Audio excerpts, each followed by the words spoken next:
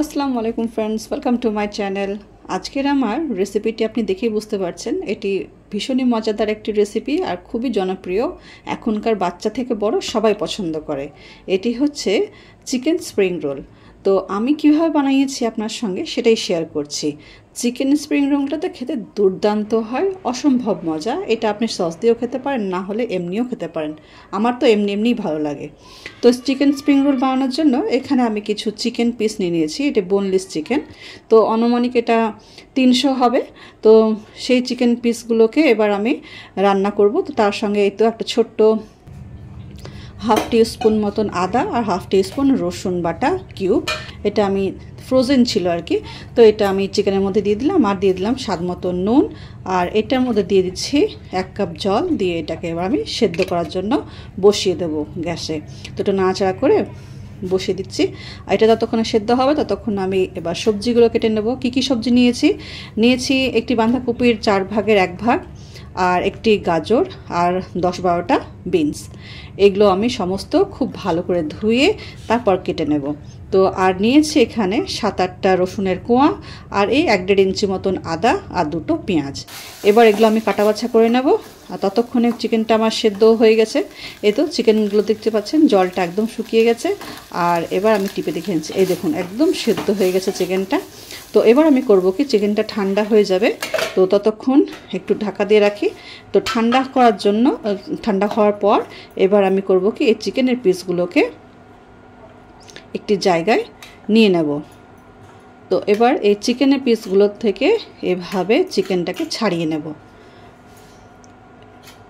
এটাকে সরু সরু করে কেটে দিতেও পারেন আপনি, কিন্তু আমি এভাবে করলাম কি, চিকেনটাকে ছাড়িয়ে এভাবে সরু সরু করে ছাড়িয়ে নিচ্ছি। তো এটা হাত দিয়েও করা যেতে পারে, আপনি চাইলে পারে ওই তো কাঁটা চামচ দিয়েও করতে পারেন। তো আমি এগুলো দেখিয়ে দিলাম আপনাকে কীভাবে ছাড়াতে হয়। তো এভাবে আমি পুরো চিকেনটাকে হাতের সাহায্যে ছাড়িয়ে নিচ্ছি। তো এবার আমার এখানে করব কি, রান্না করার আগে সমস্ত কিছু রেডি করে নেব। তো এখানে 2 teaspoon soya sauce, dark soya sauce নিলাম, 2 টিস্পুন চিলি সস নিলাম, আর 2 টিস্পুন ভিনেগার নিচ্ছি। এবার 3টেকে মিশিয়ে একটা ঘোল তৈরি করে নিলাম, রেডি করে নিলাম হাতের কাছে। এই তো সবজিগুলোও কেটে নিয়েছি, বাঁধাকপিটাও কেটে নিয়েছি, আর তারপরে বিনসগুলোকে এভাবে একটু লম্বা লম্বা করে কেটে নিয়েছি। তারপরে গাজরটাকেও খুব সুন্দরভাবে একদম জিরিজিরি করে কেটে নিয়েছি। তো এই রান্নাটা কিন্তু চাইনিজ যেহেতু, সেই জন্য সমস্ত জিনিস আগে আপনাকে রেডি করে নিতে হবে।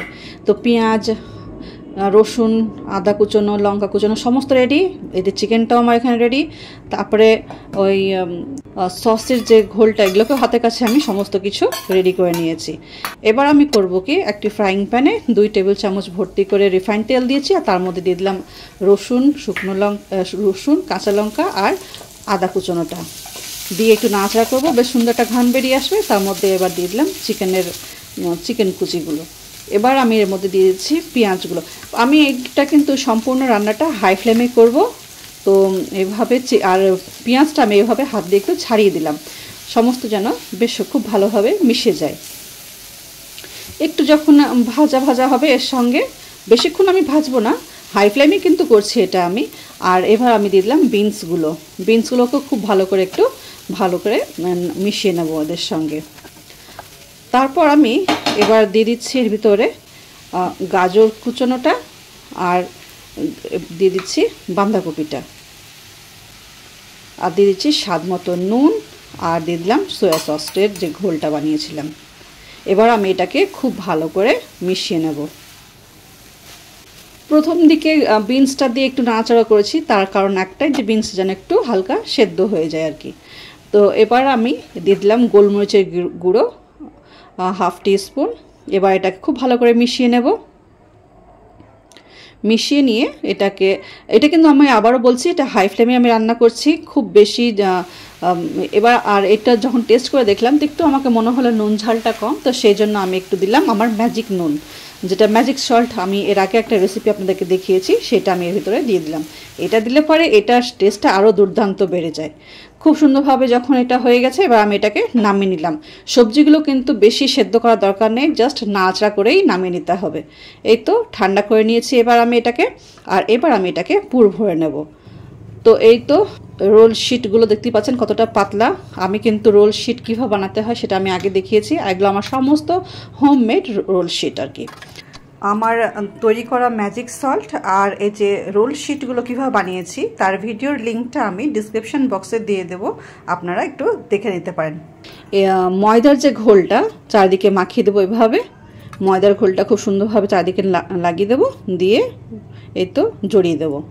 ব্যাস হয়ে গেল আমার রোল, স্প্রিং রোল। এটা দারুণ খেতে, দুর্দান্ত। আর যখন মনে হবে আপনার যে একটু ফেটে গেছে বা বেরিয়ে আসছে, তখন করবেন কি একটু ওই ময়দার যে ঘোলটা বানিয়েছিলাম সেটা একটু আঙুল দিয়ে লাগিয়ে দেবেন, ব্যাস। আর কিচ্ছু করার দরকার নেই, এটা অটোমেটিক্যালি এটা আঠার কাজ করবে, একদম সুন্দরভাবে ধরে নেবে। তো বাকি সমস্ত আমি রোলগুলো এভাবে বানিয়ে নিয়েছি। তো কিছু সমোসাও বানিয়ে নিচ্ছি এর সঙ্গে। এই তো এটা প্যাকেট টাইপের তৈরি হয়ে গেল পাউচ। আর এর ভিতরে এবার আমি ভরে দেব পুরটা, সেটা আমি এর ভিতরে এবার ভরে দেব। এই রোলগুলো এত সুন্দর মুচমুচে হয়, খেতে দুর্দান্ত, দারুণ লাগে। বাচ্চাদেরকে তো ভীষণই মজা, পছন্দর খুব জিনিস এটা। এটা বাচ্চাদেরকে আপনি আগে থেকে বানিয়ে রাখলে পরে টিফিনও দিতে পারেন, সন্ধ্যার জল খাবারও এটা খাওয়া যেতে পারে। এই সমস্ত আমি এভাবে বানিয়ে নিয়েছি। আর এবার আমি করব কি, একদিনে তো আমি এতগুলো খাবো না, তো এগুলো আমি কিছুটা স্টোর করে রেখে দেবো এই তো টিফিন বক্সে। মুখ লাগিয়ে আমি এটাকে রেখে দেবো ফ্রিজে। আপনি 7 থেকে 10 দিনের মধ্যে এটা ফ্রিজে নর্মাল টেম্পারেচারে রেখে খেতে পারেন।